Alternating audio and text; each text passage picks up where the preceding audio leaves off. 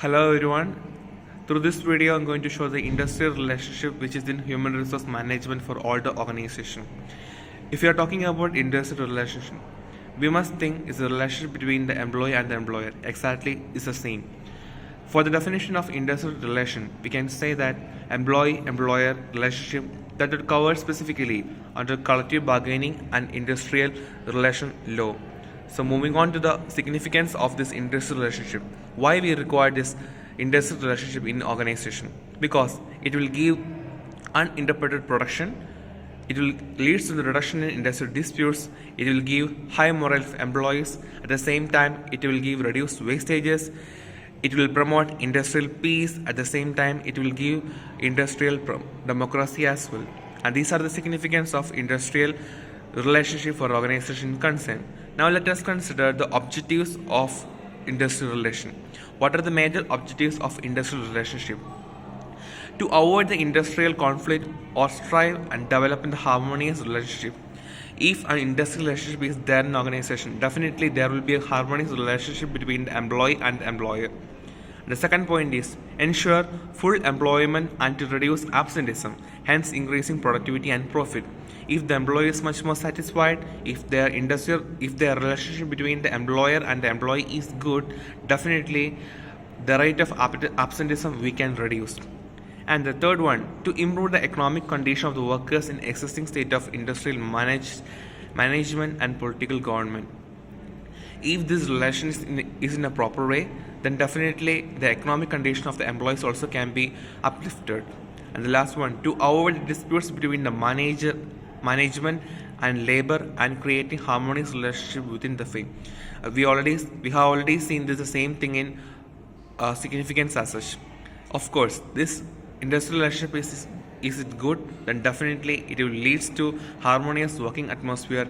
If a place where harmonious working atmosphere is good, then definitely it will lead to high productivity as well as high satisfaction of the employees. Now let us consider the approaches to industrial relationship. Mainly, these approaches of industrial relationship are of three types. The first one is unitary approach, the second one is pluralistic approach, and the third one is matrix approach. The unitary approach all says about the industrial relationship is grounded in mutual cooperation, individual treatment, teamwork, and shared goals, where the union cooperate with the management and management's right to manage is accepted because there is no we feeling. The basic assumptions for this approach is the common interest and promotion of harmony, no strife and there. It is reactive industry strategy.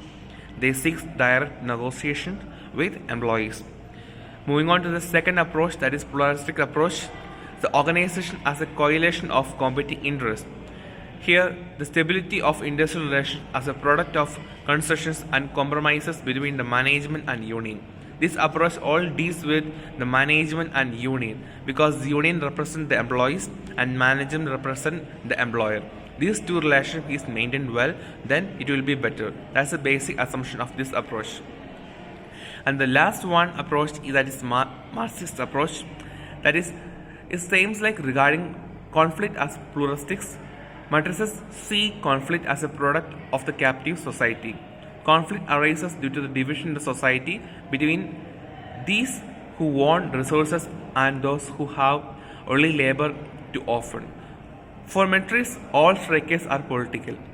In this approach, if any political strike or something is there in an organization, based on this approach, we can say it's all based on political only.